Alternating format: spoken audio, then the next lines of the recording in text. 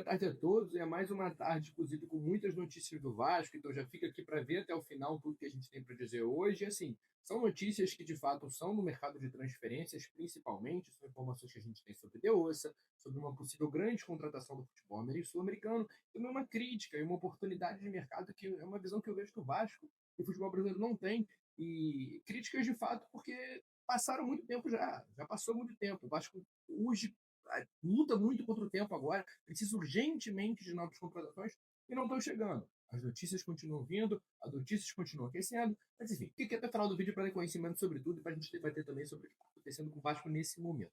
A primeira informação é do Arena Cruz Maltina, mais precisamente do Gilbert, que é um estudante de jornalismo, mas assim, quem conhece ele, eu conheço pessoalmente, sabe que ele acerta tudo que fala, ele é excelente nessa área, um dos melhores que o Vasco tem hoje, e ele diz que o Vasco está em conversas em andamento com o Iezoá, o ponta direita, que muitos devem ter conhecido na Copa. Ele jogou pela ponta direita como seleção do Equador. Ele também faz o meio-campo ofensivo. O que a gente tem a dizer sobre isso? Para mim, ele foi o grande destaque do Equador nessa Copa. Era um jogador que tentava o tempo todo, extremamente chato, tentava, era muito bom nisso. E a gente parte para o time que ele joga, o Venezia da segunda divisão da Itália. E aí vocês vão pensar, poxa, Cravo, a Liga Italiana já não tá essas coisas. A gente vai contratar um jogador da segunda divisão italiana? É sim um problema. Só que ele acabou se destacar muito na Copa do Mundo. Ah, mas na Copa do Mundo ele não fez gol nem assistência. Tudo bem, não fez gol e assistência. É verdade. Inclusive, ele tem números péssimos pela seleção. Por 27 jogos, ele tem apenas 3 gols marcados pela seleção. Só que foi realmente o destaque do Equador. Foi o jogador que mais tentava. Um dos grandes números que ele teve nessa Copa também foi porque ele não fez gol por um pouco de azar também, porque ele foi o jogador que mais acertou a trave na Copa do Mundo. Ele foi o primeiro jogador, junto com alguns, que acertou a trave 2 vezes. Como o Equador saiu cedo, por exemplo, o Mbappé competiu com ele também, acertou a trave 2 vezes. O Mbappé jogou 8 jogos de Copa do Mundo, foi a quantidade máxima de jogos. Ele jogou acho que 4 jogos, 5 jogos, porque o Equador foi eliminado na 16 avos, né? Enfim, e foi realmente um problema muito grande. Jogou muito contra a Alemanha, por exemplo. É um jogador extremamente chato. Eu trouxe aqui alguns números para eles. Olha, a gente pode observar que nessa temporada, 25-26, ele tem excelente número pelo Veneza. A gente pode dizer que nesse momento é o melhor momento para o Vasco contratar ele, porque ele aos 26 anos está certamente vivendo o auge dele. Não tenho a menor dúvida disso. Olha, ele tem 36 jogos, 12 gols e 10 assistências. A média de participação de quase um por jogo, para um ponta-direita excelente, tem muitos gols e muitas assistências, que mostra que ele está sempre participando de gols, tanto com gols e como assistências. E não só isso, porque tem jogadores que têm muitos números, mas não participam todo o jogo. Só que a gente já viu nessa Copa do Mundo que é um jogador que tenta muito, dribla muito. E a gente tem ele no lado, e o Andrés Gomes no lado. O Andrés Gomes, para mim, também, que é um jogador que tenta muito, dribla muito, é chato demais com a defesa, e até para a gente jogar com um estilo de jogo mais reativo com o Pedro Manuel, eu acho que uma dupla de ataque com Andrés Gomes, não uma dupla de ataque, né? Uma dupla de pontos, que eu ainda quero um centroavante. O Andrés Gomes de um lado e Iezoá do outro, eu acho que assim, seria um absurdo. Seria um absurdo e daria problema para qualquer defesa do futebol brasileiro. Acho que seria excelente. Só que eu também não vou falar logo que o Vasco vai contratar ele, porque eu tô cansado de ver aqui vários jogadores, de eu ficar animado, e o Vasco não vai contratar ninguém. Eu confesso para vocês que eu tô meio cansado dessa notícia. Ah, o Vasco vai atrás, o Vasco tá atrás. Mas e aí? Atrás de Deus são um mês já. Já vou falar sobre isso. E até agora nada. Então é assim, muito cansativo isso, mas eu trouxe aqui informação. A informação é que o Vasco tem conversa ainda menos.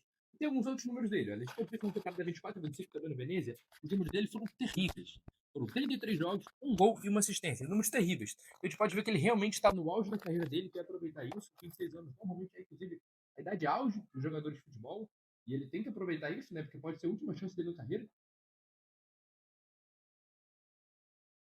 E o som vai melhorar agora, rapaziada, porque eu acabei de perceber que o meu microfone estava desligado. Então vocês vão ter vivido o vídeo inteiro quase com som horrível, mas isso aí não é problema mais meu. Peço desculpas a todos. Só percebi agora que a luz não estava acesa aqui.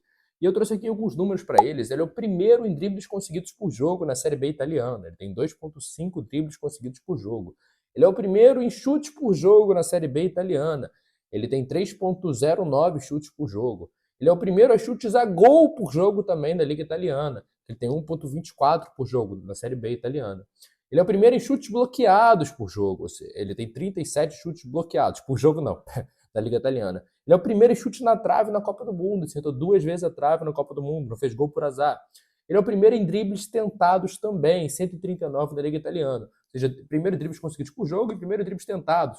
O jogador que é o primeiro em chutes, primeiro em dribles, ou seja, ele tenta o tempo todo. A gente vai ver, mas ele só dribla, só chuta, não, porque ele tem 10 assistências em 36 jogos, é quase que uma a cada 3 jogos, e compensa com o número de gols. Então, assim, os números dele são excelentes e ele tá vivendo o auge. Eu acho que se o Vasco contratar, vai ser uma excelente contratação. Ele de um brincar Andrés Gomes no outro, vão brincar demais a defesa do adversário. Vai ser extremamente chato, jogadores que tentam o tempo todo, incomodam a defesa do adversário o tempo todo. Então, essa contratação eu sou totalmente favorável do Vasco ter, só precisa de números frios do que eu vi na Copa do Mundo. Mas se for para um momento para contratar, e agora?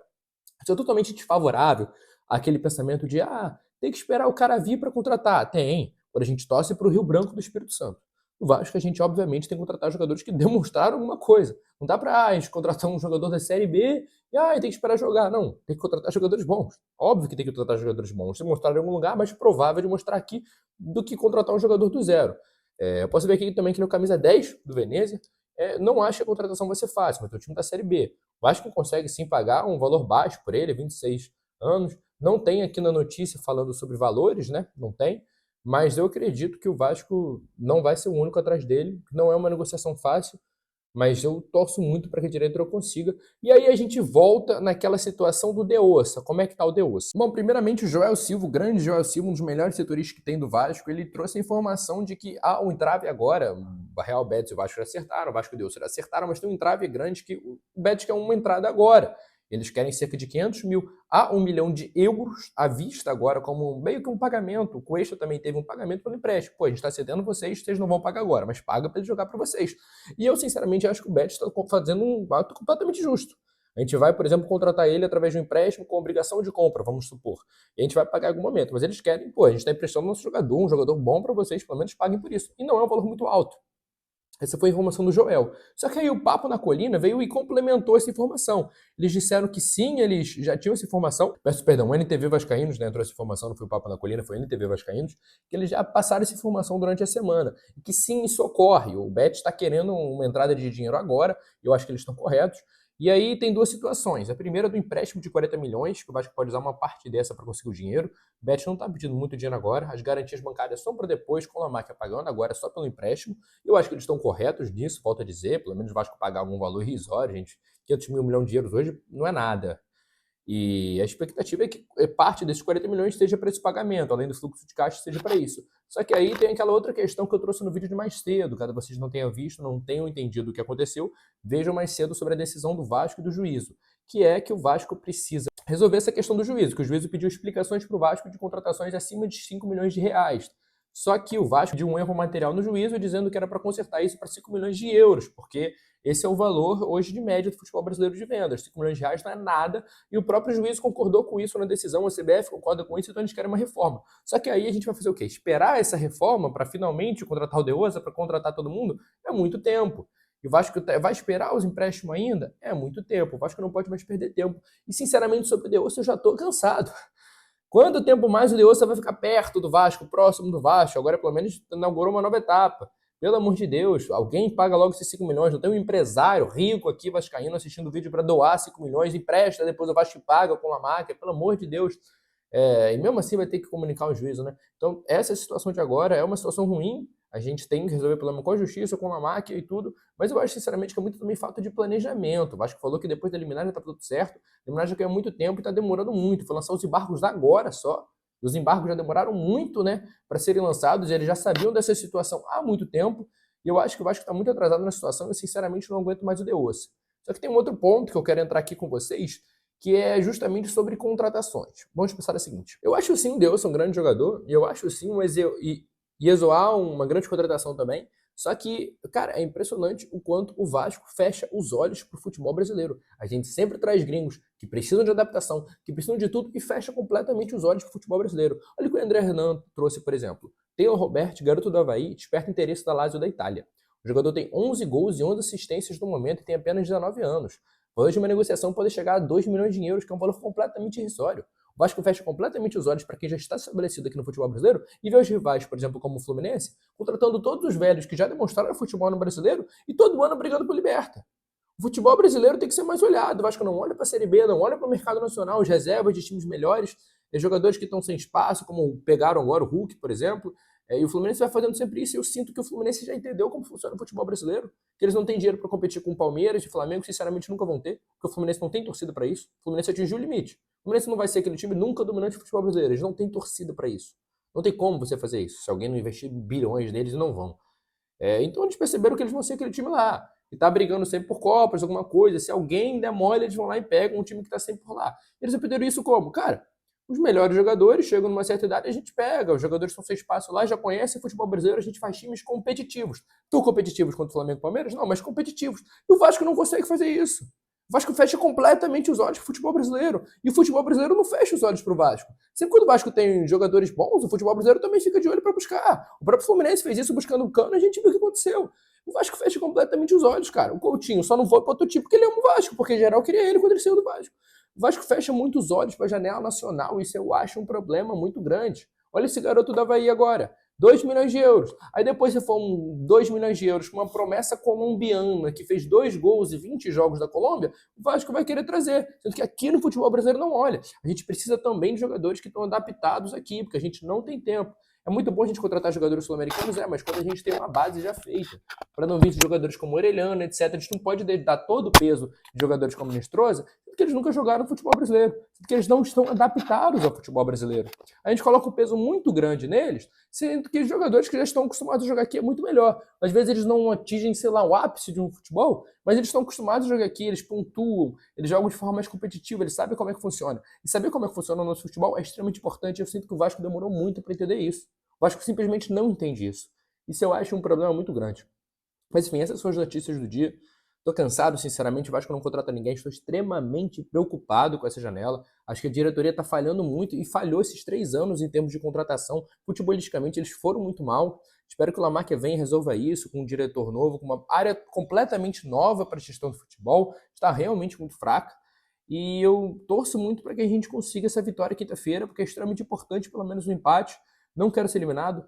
Sou totalmente contra esse pensamento de não cair é título. Não é título. O Vasco gastou muito dinheiro nessa janela e está gastando cada vez mais. É uma vergonha histórica que cada vez que a gente passa por uma humilhação dessa, fica na nossa história. E a história não mente. E todo mundo sabe o quanto eu gosto da história. A gente precisa passar de qualquer jeito. Vi que o Pedro Emanuel está confiante. Já lançou a escalação. Vou até ler aqui a escalação para vocês, que o Vene Casagrande trouxe, né? Pelo SBT Rio, que o Pedro Emanuel esboçou o time titular do Vasco no esquema 4-3-3 com a seguinte escalação. Léo Jardim, o Puma, que o Puma é o artilheiro do Vasco no ano. Eu acho absurdo, em 3 anos de gestão, o artilheiro ser um lateral defeituoso da 77. Cuesta e Robert Renan na zaga e Cuiabano na esquerda. Cuiabano finalmente embicando uma sequência de jogos, né? Barros, Thiago Mendes, Nuno, Andrés Gomes, Adson e Brenner. Então acho que o Nuno vai fazer o camisa 10, Andrés Gomes e Adson, e sinceramente é o Brenner, cara. Que ele finalmente volte a jogar futebol, porque ele com a bola no pé é muito melhor que o Spinelli, mas ele não faz gol. Ele tem 50 chances de fazer gol e não faz. O Spinelli ele tropeça na bola, é realmente muito brucutu, tem que entrar, sei lá, quando o Vasco precisar de afoga, nos últimos jogos do jogo, bola na área, como foi contra o Fluminense, aquela virada absurda. Mas essa a escalação do Vasco, uma escalação ridícula. Eu não sinto confiança em quase ninguém nesse time. Precisa muito de contratar. Um Deossa e Isoash, que seria maravilhoso, mas não chega. E precisa chegar, porque o campeonato já chegou e está batendo na nossa porta. Assim como eu estou batendo na sua porta, para você deixar o like nesse vídeo, deixar o seu comentário com a sua opinião e se inscreve no canal, rapaziada. Eu preciso muito da ajuda de vocês para bater 10 mil inscritos. Consegui agora 5 mil, agradeço muito a vocês, mas eu não quero parar. Eu quero 10 mil, trazer sempre o melhor de vídeos para vocês e ajudar nisso. Eu preciso da ajuda de vocês para isso, tá? Se inscreve, deixa seu comentário, deixa seu like. E valeu, rapaziada. Até amanhã. Uma pausa aqui para você que está assistindo o vídeo, um recado extremamente importante e rápido aqui para vocês. Rapaziada, você que gosta de fazer compras, gosta de comprar coisas de academia, gosta de comprar coisas de casa, gosta de pagar barato. Um amigo meu, um grande amigo meu, chamado Calil, descobriu um novo método de atravessar todas as promoções do mercado. Eu tô falando todas as promoções mesmo. Eu tô falando um tênis de corrida desse, por exemplo, por R$57. Promoções o tempo inteiro de suplemento, promoção de roupa, promoções de coisas de casa e tudo isso de graça. É só entrar no grupo de WhatsApp dele que ele vai mandando todos os achados que ele tem. Ele desenvolveu esse método de pesquisa e é um método novo que ele descobriu, que ele desenvolveu através dos trabalhos dele. E a diferença dele para todos os outros é a atenção com a pessoa. É como se você realmente se sentisse numa loja. Então você, por exemplo, eu estou precisando de comprar um tênis dessa marca, você consegue as promoções? Então no grupo dele tem os próprios ADMs que você pode contactar, como aqui no vídeo, e eles mesmos vão te mandar na hora todas as promoções sobre isso. Então assim, é um método que eu nunca vi na minha vida e que eu estou aqui divulgando para vocês porque eu mesmo compro. Sempre que tem promoções da Netshoes de produtos do Vasco, eu sempre compro lá. Da Food Fanatics, eu sempre compro lá. E principalmente, pra mim, o que eu mais compro é coisa de academia. Todas as coisas de academia eu compro por lá. Creatina por R$30, coqueteleira por R$10, Whey Protein por 50, 60, 70 e tudo de marca boa, tudo de lojas verificadas. Enfim, eu aconselho a vocês, se você quiser entrar nesse grupo de WhatsApp, link tá aqui na bio.